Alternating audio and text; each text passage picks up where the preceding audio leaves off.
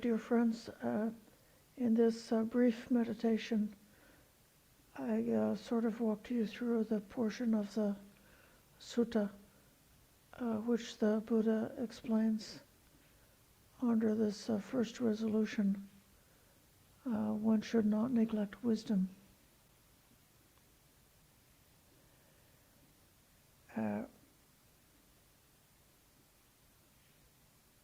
I did not speak about the formless meditations which are part of this sutta, part of this teaching. And the reason I did that was, the reason I left it out, was because I know that people would start conceptualizing as soon as they hear about formless meditations, unless they have the experience of practicing it for themselves at that particular kind and level of meditation.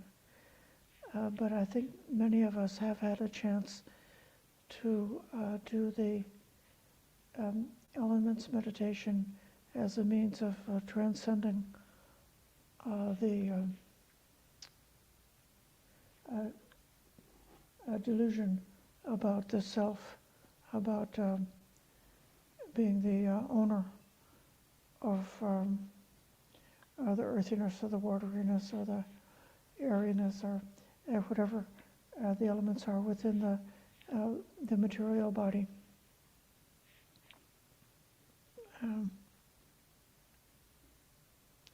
And that internal, external practice is something that we see in different places, even in the refrain in the Satipatthana Sutta, where they talk about contemplating internally, externally, and both. That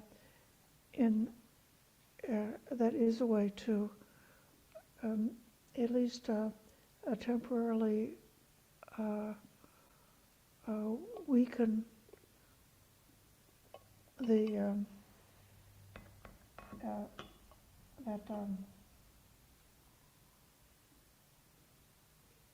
when I say the delusion of self, it sounds like maybe like a concept or a belief or something like that, but it's more that in the regular operation of our minds while we're going around in daily life, doing things that we have to do to fulfill our duties and our responsibilities, or to achieve our goals, or to get the things that we need, that the ordinary operation of the mind has a tendency to be continuously fabricating this practical, mundane sensation of a self, and that's where the beliefs about the self, or where the self view is able to lodge and take hold if we're doing all of those daily activities and ordinary operations of the mind without wisdom. But with this sutta, with that in and out, it says that the encouragement is, to stop the ordinary way of experiencing anything at all, of experiencing the material basis of our reality, and with the stopping of the activity of getting and doing and achieving and accomplishing, then that puts a different framework, a different parameter. So the usual activity of the mind in creating a self becomes weaker. But the Buddha doesn't stop there. He goes beyond that, and within the teaching about what is referred to here as the consciousness element, in this teaching, the Buddha gives the major shift in the direction of the mind to direct awareness to how, contact that's coming from the physical apparatus of the body-mind, is the basis where the contact is happening, and then with consciousness knowing faculty, then there is the mentality comes into it, and feeling arises. So the advice is very clear advice. When doing this elements meditation and becoming in a sort of there's kind of a comfortable way of experiencing elements meditation, like, let me be one with everything,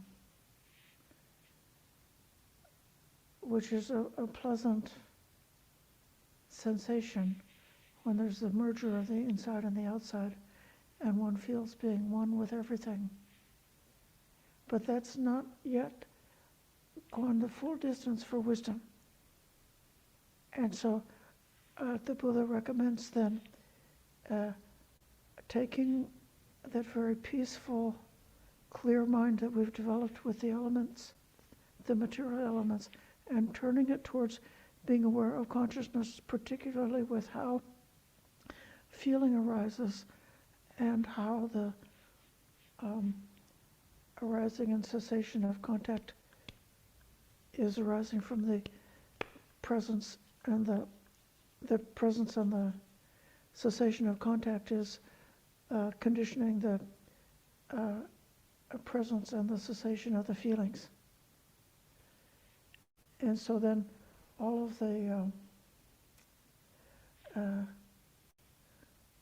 way in which feeling might seem to be substantial is defeated by that observation and that reflection, and the feeling then seems to become more and more insubstantial and thin, almost just arising based on arising and ceasing with the contact. So it's something that's really ephemeral, and then with that the equanimity factor becomes more and more bright and strong.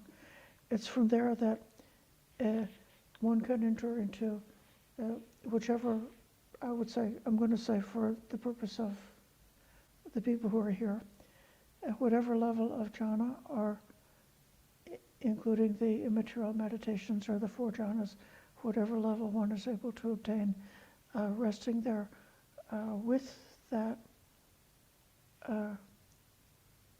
wisdom factor about feeling, to overcome the reactions to feeling until the equanimity becomes pure and bright, and so that the whole space of consciousness is filled with equanimity. And then from there, this is the outcome of that reflection. One neither constructs the mental formations nor thinks in terms of being or non-being. One does not cling to anything in the world. Not clinging, one is not agitated. Not being agitated, one obtains nibbana.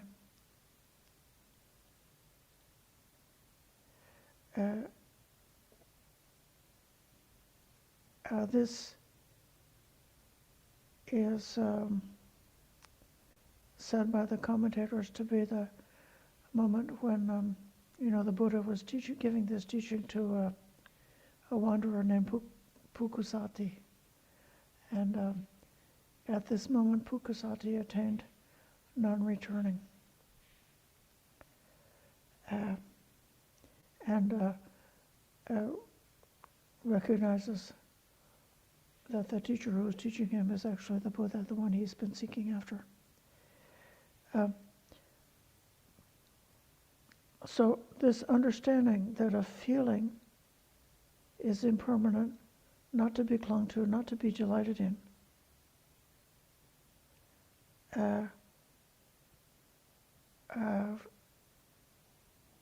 even to the moment of death, that the last moment of feeling in the body can be felt. I understand the feeling ending with this body. I understand the feeling ending with this life. All of this is the first of the 4 resolutions, not neglecting wisdom. And then in the remainder of the sutta, the Buddha treats in a very brief kind of an exposition the subsequent foundations, or the subsequent, I see them translated as resolutions. That one should preserve the truth. It says in the sutta that this liberation, being founded on the truth, is unshakable. For that which has a deceptive nature is false. That which has an undeceptive nature, namely the nibbana element, is true. Therefore, one who's accomplished in the foundation of truth is accomplished in the nibbana element. So preserving the foundation of truth, we could say, is the activity of an arhat who is still alive in this world and who's got whatever amount of time is left while they have a living body to be in this world. And their work, what to do when one is enlightened. What shall I do? Should I just depart from this life? Well, one could spend the remainder of this lifetime preserving the truth, manifesting the truth. And then the third resolution about letting go, this is called chaga, or relinquishment. It's sometimes that word in ordinary context is associated with generosity, with giving, and in a certain kind of way, when you think of like the boundless compassion of the Buddha, if you think of the Sammasambuddha, or any Buddha, or any fully enlightened Buddha having this kind of endless generosity, that's kind of one way of reading that word chaga. But what it says in the sutta is that whatever the bases are for rebirth, whatever is the natural process of an ordinary person, which is continuously setting up the kammas, or setting up the actions that are creating the conditions for rebirth, creating the clinging to existence, or anything that's done with the desire to protect one's existence, or to extend one's existence, or to have more time in this existence, or to get from one existence to another existence, to get from earth up to a heavenly existence, or I have a friend who was a very serious meditator. She really practiced a lot, and she had accomplished quite a lot. Then, and on one occasion, she was hospitalized for a surgical procedure, and she had a breathing tube that was it was necessary for her breathing, and she was there in the hospital bed, and there were two nurses in the room that were having some kind of conversation, and the breathing tube got clogged up with mucus or something, so that the air was not getting through on the breathing tube. And so my friend was laying on her sickbed, not able to speak and not able to move, but then wanting to get the attention of the nurses to take care of her because she couldn't breathe. and in that moment of being really conscious and really aware and having the breath cut off, she was able to see how the body itself just let me live, I want life. Wow. And so it was a wonderful lesson to see how strong that drive is for life. But this is the foundation of letting go, because the fully enlightened Arhat has let go of that. So they're established in the supreme foundation of letting go of all of the birth bases. And then the last of the foundations is the foundation of peace. And this, I think, is timely for us, because the world is at war, and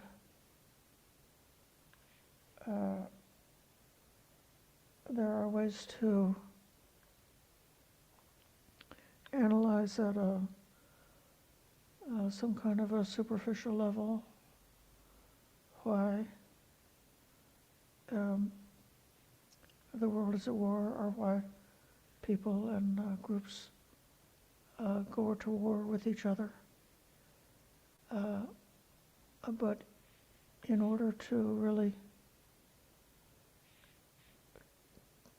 cut off the foundation for war, this will be the most profound level that practice could be done. The ordinary person felt covetous desire and lust. They experienced anger, ill will, and hate. They experienced ignorance and delusion. But then, having abandoned all of that, having abandoned it in a way that it's not subject to growing back again, then one is accomplished in peace. So the peace is the complete stilling of lust, hate, and delusion. That's what real peace consists of.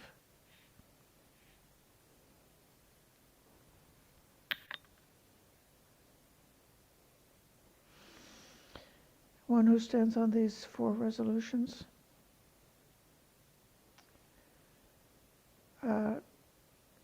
doesn't go on with the flow of mental conceiving. They don't go on.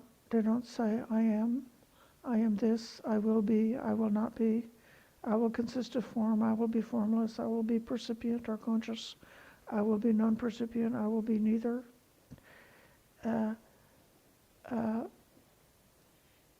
All of this conceiving and conceptions about existence, the Buddha describes as a kind of a mental illness, like a tumor, like a dart. suffering. But if there's nothing present in a person whereby they can come to rebirth, then there's nothing to be afraid of, nothing to be agitated about, nothing to be shaken, so they can be at peace.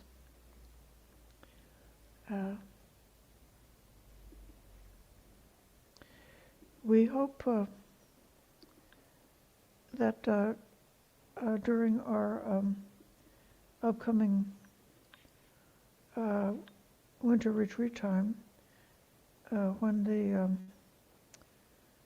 Sangha here, including myself and the other monastics, would have a chance to engage in more time for meditation and less time for projects and activities.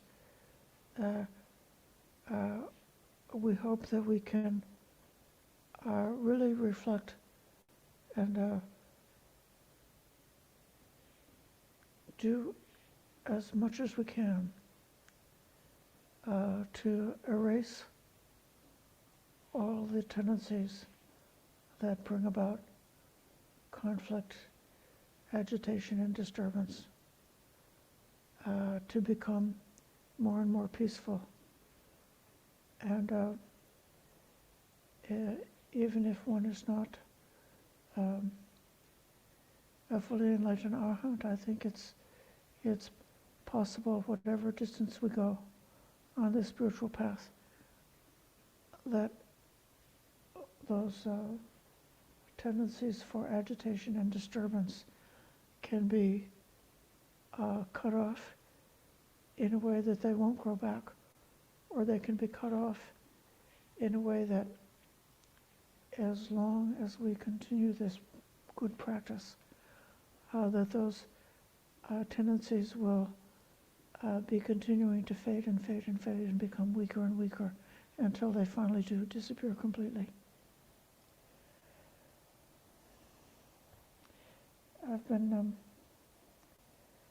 talking for a long time, so I'm happy to pause now and see whether any of you are willing to offer your own wisdom about these 4 resolutions, or your questions about the meditation, or your experience about this meditation, or whatever else you might like to add.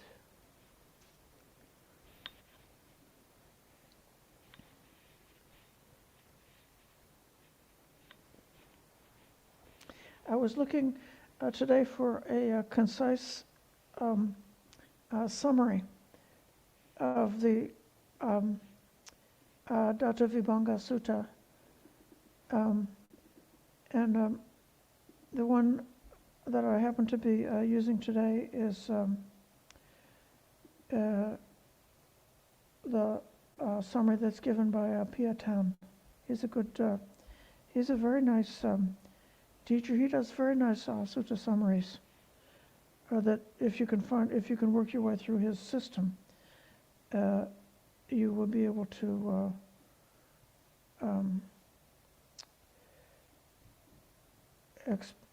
you'll be able to get a lot of benefit from his. He's got just very concise and well thought out presentations of the suttas.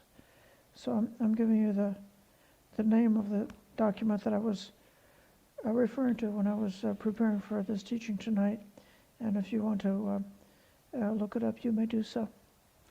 I'll call on Maitri. Thank you, Ayya. Just a quick question. Do you happen to know what the Pali words are for these 4 resolutions? I don't think I caught them. So you said Raga was the 3rd one? So wisdom is Panya. The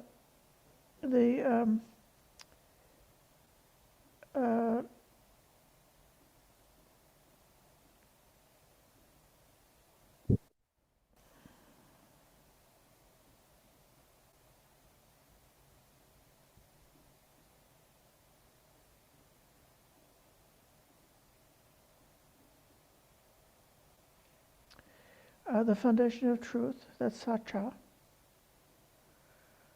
The foundation of relinquishment is Chaga. And the foundation of peace is Upasama. Thank you, Ayya. And the Pali word that's translated as foundation is Aditana.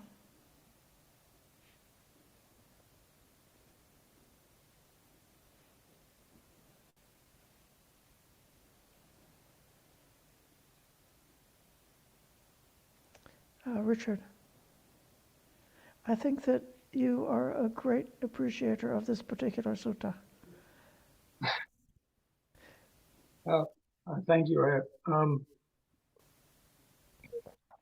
First, I have a kind of question in the sense that when it says here that one should not neglect wisdom, wisdom is sort of like a nebulous type thing. Now, I could see if it said one should not neglect the cultivation of wisdom, but it simply just says one should not neglect wisdom. And I think a better translation would simply be understanding. One should not neglect understanding, because as one understands, then one will come to know what truth is, and one will be able to preserve that truth. So it's through your understanding that, truth comes to be known, right? And then knowing those things, then one knows to cultivate relinquishment. Okay, I don't want samsara anymore. I don't want birth and death and all these things. So I'm going to start to, let go of them. And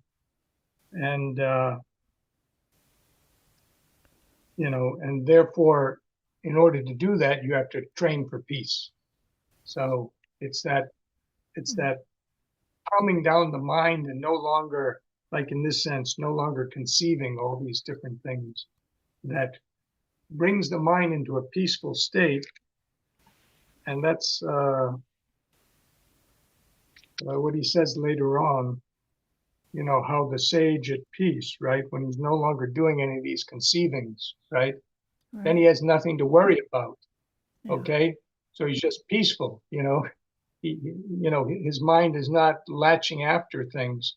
And I think it's important to understand that the Buddha says that there are three bodies. There's the physical body, there's the heavenly world, spiritual body up to the first Brahma level, and then he says there's the formless kaya, a formless body as well.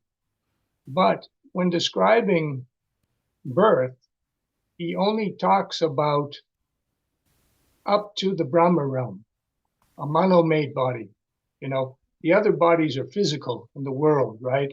Born of water, born of egg, born of womb, right? Mm. And then there's a mano-made body. And that's the, like when Buddha says, when you develop the fourth jhana sufficiently, you can make a mano-made body perfect in all its limbs, right? Like a Brahma, in other words, of that first level. But even though there are kayas in the formless realm, it's not a realm of birth and death. So that's why the Buddha said that in his long sojourn, when he looked back at, I think I remember 91 aeons, right? He saw that he went to all the different realms and worlds except for the formless realms, which are known as the pure abodes. Okay. But he went up to the Brahma realm, he went up to all these levels, because he said that if he had gone to those realms, he would have never returned here. So it doesn't mean that you're enlightened because you go to those realms, but it means to a certain extent, you've set aside birth and death. And but it's not exactly the same as full enlightenment in terms of nibbana, because you're still conceiving a little bit. That's why it talks about here, some of the conceiving. I shall be formless is a conceiving, right? So you Right. still have agitation in the mind. You still have some agitation, some sankhara is formulating in the mind. Okay, so it's not complete nirvana. It's not complete peace. Anyways, that's just my view. Others can, have their own view and look at it different ways. Thank you. Richard, I agree with you that wisdom as a translation for panya is a little bit confusing. I mean, when we think of wisdom, we think of some magician or somebody with a beard, or I don't know what.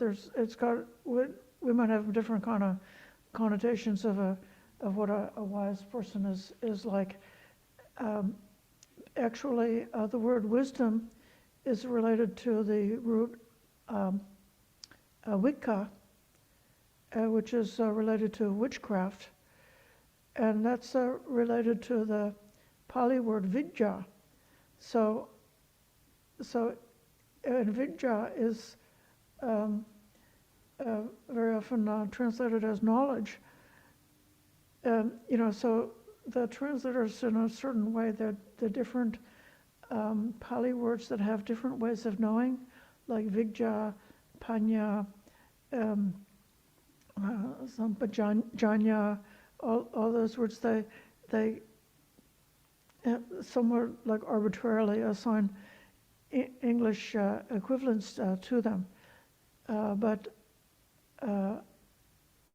to panya, as I understand it, is referring to the liberating insight, knowledge of the Four Noble Truths and the three marks of existence, and that's what that's about.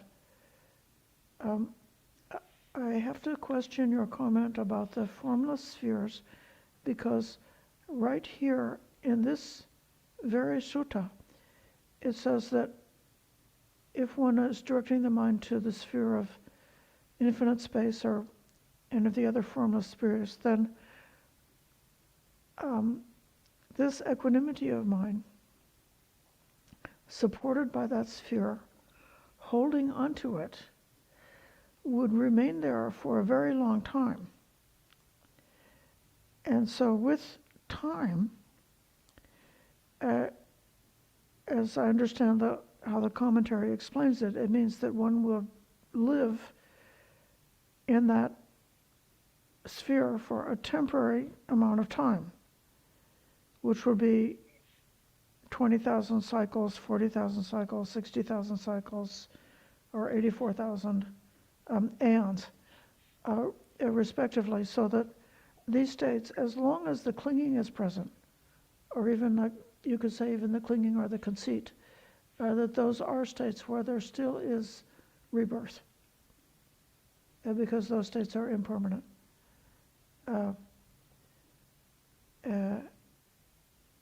It's for this reason I sort of felt that this sutta is giving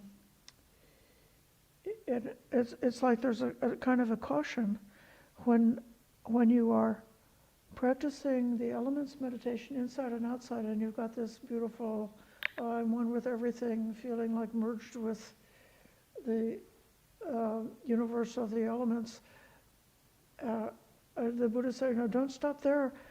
Look more deeply, bring the penetrating insight into it, and use that equanimity to see what the nature of Vedana is.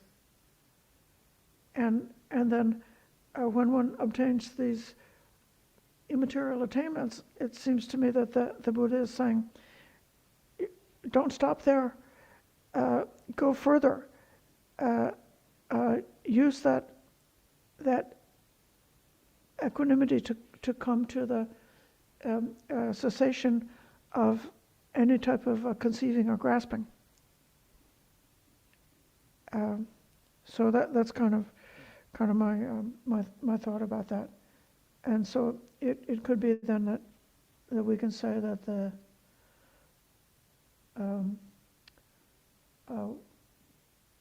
warning to not neglect wisdom could say like if we get into some really great blissful meditation, don't neglect wisdom.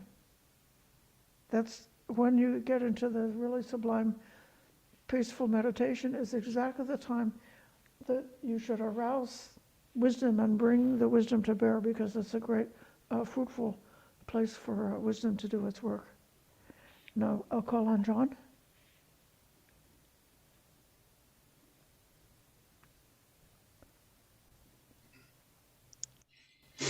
Hello, Ayya. Good evening to everyone. You brought up the topic of the connection between contact and feeling, pasa pachaya vedana. So I had a question about that. In my experience, I've had cases where I had contact with something negative, something that I perceived as causing irritation or worry or feeling of hurt, maybe disrespect or something like that. And long after the actual source, the object of that experience has left my range, I still have a feeling about that experience. So like a feeling of tension or hurt or pain in the chest usually is what, or maybe even tightness or something like that. Yeah. Um, That will be the was mind thinking- contact with the memory. Yeah, and I was wondering why, I guess why that happened, and if you have any tips for removing the mind from that mental object stream. Thank you. To my understanding, it's already well stated that, like as between vijnana and namarupa are leaning together, like the two sheaves of grain leaning together, and that the causation is, in a way, sort of circular between consciousness and namarupa. But there is also, in my opinion, a circular kind of a synergy between contact, Vedana, and sanya, or perception. So an unskillful or biased kind of a perception can be generating its a new round of Vedana. So the first Vedana was maybe coming from something external that was touching in a material way on one of the sense faculties. And then once the perception comes up, then that's sort of like a stimulating and strengthening the feeling reaction that happened initially to that first sensory contact. And this actually has a functionality for the survival of organisms. What happens is that the feeling gets wound up and wound up and wound up and wound up until you become ready to do something about it. So if you noticed some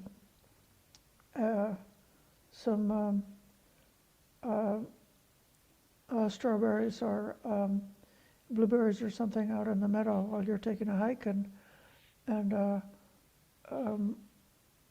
it might not give you a great appetite at the beginning, but then if you start pondering about how delicious they would be, then one can start salivating, and then the stomach can start turning, and then eventually one has enough arousal to then exert the energy to go and pick some of those berries to have the delicious meal. And that's part of the equipment we have to make our life go on a little bit longer. so and it's because being in our modern world, anthropologists say that wild animals sort of like have a way of taking all of this arousal that they got from the stimulation, doing it to do what's necessary for life, and then being able to sort of like shake it off and rest.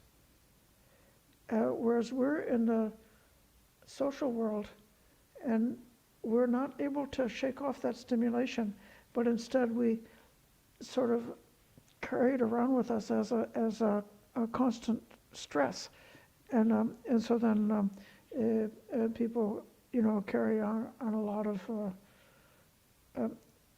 especially humans, I think, because of the kind of brain that we have, we carry out with a lot of concepts and beliefs and ideas that are serving to perpetuate those reactions. So, okay, what to do about it? If we see the contact stimulating the feeling at all the levels, both the physical level and also the thought level or the perception level, or even the volitional formation level, like when you're just deciding that you're going to go and take care of that so-and-so that did that to you, that caused you to be irritated, and like you're ready to go and get revenge or something like that. So then, like, if you can be like really aware of the process and see how the contact that's happening is that the mind is like feeding itself more and more nutriment of arousal, and then when you see it, then you have the opportunity to unwind it. Or it's possible that you might just have the flash of insight about to say, well, actually it's not really true, that this thing that I thought I saw actually is not true at all, and I can see it in a completely different way, and then in that way the contact with that perception has disappeared because you had a distorted, biased perception, and that perception is blown away by having the insight to realize, oh, that perception is not true after all. And then you can just have a laugh, and the feeling is like gone completely. So just cultivating the careful observation, both the physical contact and also the different aspects of the mental contact, and just seeing it can help to blow it off. Yeah. I'll call on Damon. Hi. I read another summary of this sutta that said that the sort of one of the takeaways. So would you agree? A major theme in this sutta is the importance of relinquishing any type and all types of self-referential views, and that remains to really be the primary root of human suffering, is such views. Yes.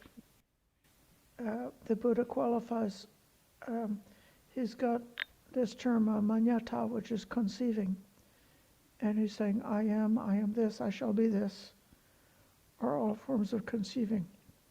And he radically condemns all those forms of conceivings as being like a dart or a tumor, like a mental illness that should really be turned away.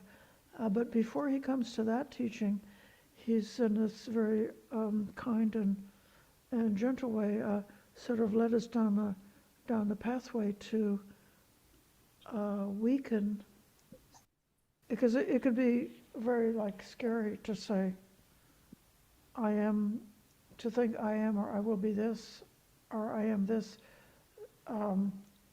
is an evil illness to have that kind of thought.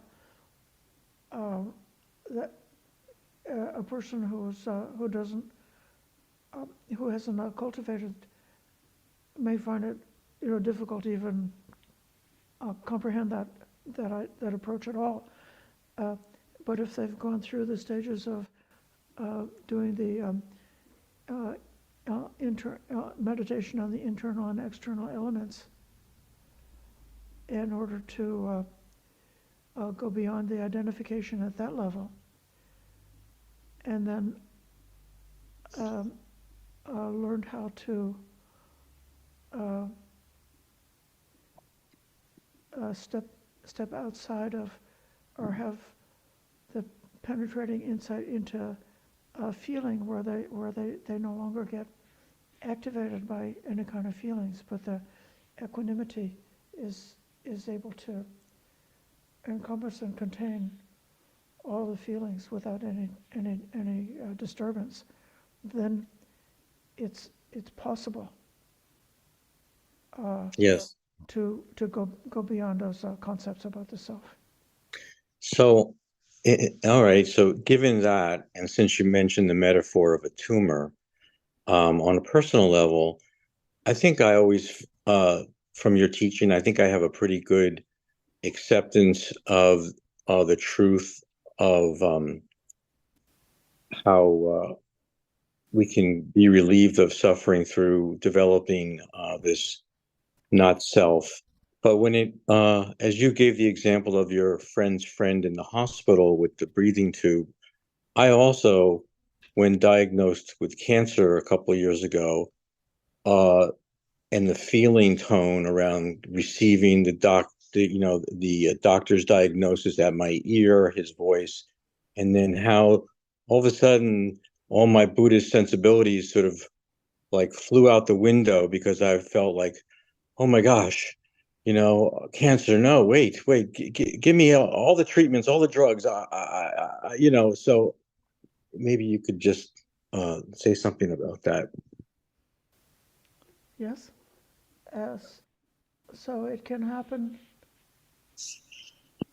at a different time, that a similar voice, now that you have more wisdom, a similar medical person could be giving you similar or even more grievous information about your health status. Mm-hmm. And it could be that then it's just a vibration, and you're just hearing, oh, this is the sound, hearing. Mm-hmm. And that all that reactivity may not arise for you. Mm. Because of something has shifted in your whole entire mental framework has shifted and become more deeper, more well developed. Yes, I hope so. Thank you. Yeah. John?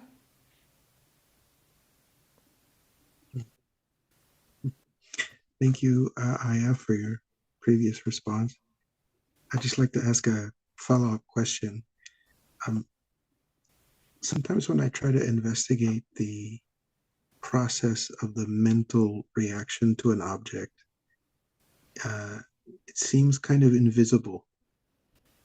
So I'm trying to investigate it and see what's going on, but it's very hard for some reason.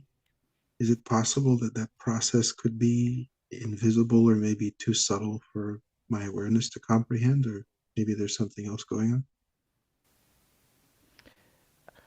I believe that it's very useful to practice mindfulness of the 5 aggregates. And just, like if somebody asked me, I'm pretty good with birds, I can tell that I can notice the difference between different kinds of birds, but I'm not equally developed with bushes and plants. And so, if you ask me to distinguish how many kinds of bushes did I notice today, I might not be able to answer because I haven't developed the clear perception of bushes, just because I haven't practiced with looking at them and just noticing. So if you try just take some time just working on noticing feeling. Like, are you able to, can you tell? How can you tell whether something's pleasant or not pleasant? And it's a very interesting investigation. And when you start looking at it, you're not experiencing it the same way as you experience those feelings when you're not so aware. And then they're just like driving you, but you're not aware of them. But then when you look at them, they kind of seem differently. But just actually being able to discern the difference between feelings, and noticing perception, like just noticing when a perception has happened, when there's something happening but you don't know what it is, and then something like clicks into the consciousness and you recognize a particular object or experience, and you're able to then put a name on it because the perception has clarified. So noticing those moments when perception, noticing how that happens, trying to notice when a volition has arisen, and again, and they're all like linked together, like in a certain kind of way. To my experience, often my perception may be somewhat not clear until that moment when I know what to do about it.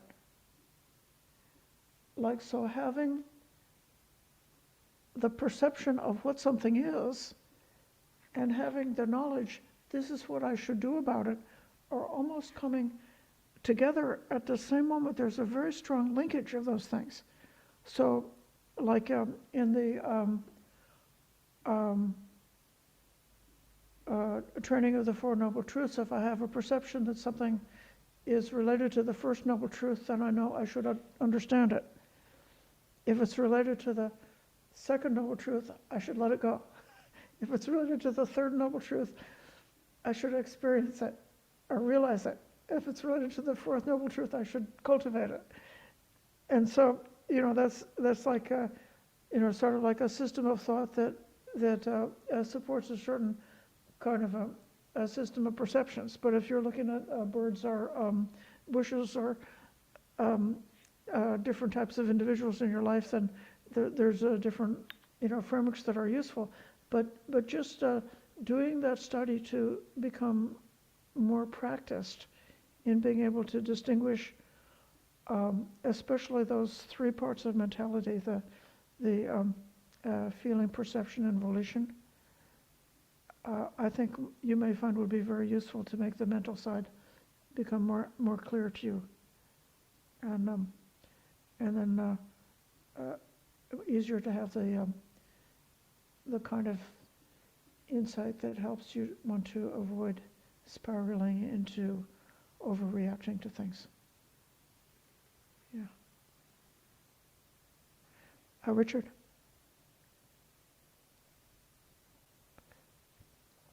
Thank you, Anne. Just to clarify a little about what I said before, you touched on it a little bit in your response.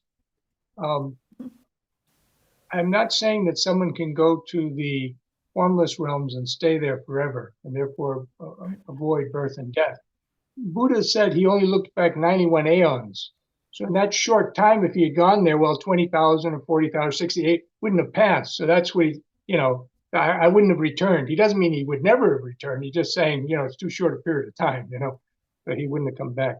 But the other thing is that this saying here, cut off at the root, made like a palm stump, done away with them so that they are no longer subject to future arising. There's actually a sutta where it's described that you take the palm stump and the root and you dig them out and you burn them to ashes, and then you cast the ashes either in like a body of water, like a river, or you just let them blow away in the wind. So this is like the short version. But the idea is that if you don't do that, it's possible another palm tree can grow up from that root. So you have to completely eradicate it. So this is a totally connected thing. Cut it off, you cut the roots out, you cut the palm stem out, you cut everything out, and you burn it away, so that there's no possibility at all that that palm tree can ever rise again. Anyway, that's all I wanted to say. So thank you very much. These suttas are giving that particular metaphor is a very radical and powerful metaphor, especially if somebody is in a religious system or a culture where they're always thinking about like the cycle of birth and death and the cycle of the generations and the putting a very positive value on agriculture and planting the seeds and making things happen for the future generations and so there's many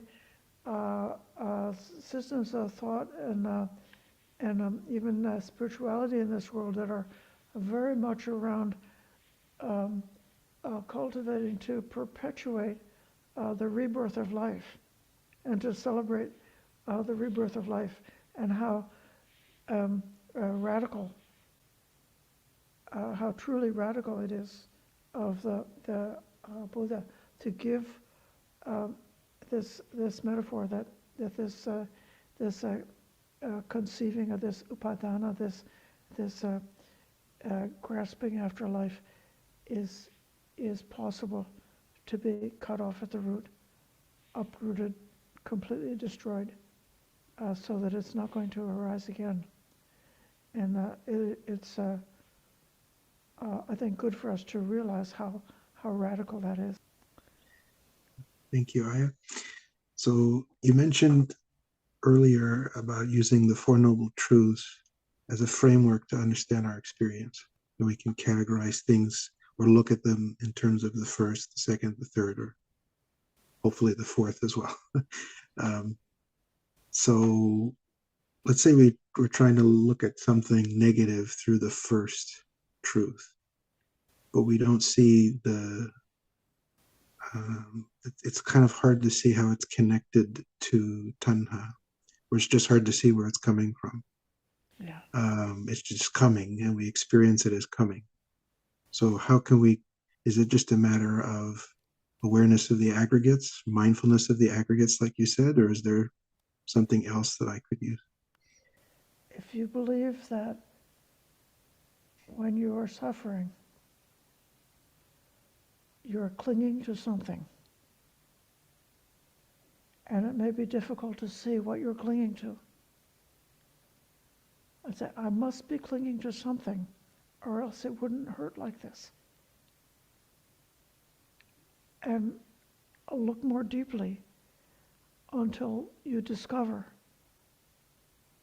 something that you're clinging to that you can let go of. And this is a very radical psychology. Somebody might be holding on to a grudge or a resentment that they've had since they were a small child. And it's like such a basic part of their personality. But it could be that at some point, hopefully because of meditation and being exposed to loving kindness or something like that, that they say, well, this resentment or this grudge is actually optional. I don't need it, even though it's a fundamental part of who I am. I actually don't need it. I can leave it by the door. I can put it out with the trash. I don't really need it. I have the ability to make that kind of choice. And this is a wonderful discovery when that happens, and I encourage trying to do that. And then when you let go of it, then you can very almost instantaneously notice the uplift and the relief and the joyful feeling that comes from having let go of that clinging. So then one can experience the third noble truth, and that should motivate you to wish to practice the fourth noble truth. Okay, let's give respect to the Triple Gem.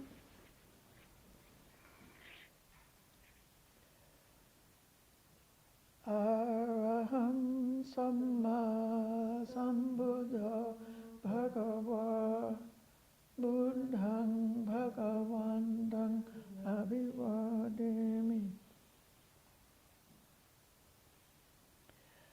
Suvakato Bhagavata Dhammo Dhammang Namasami.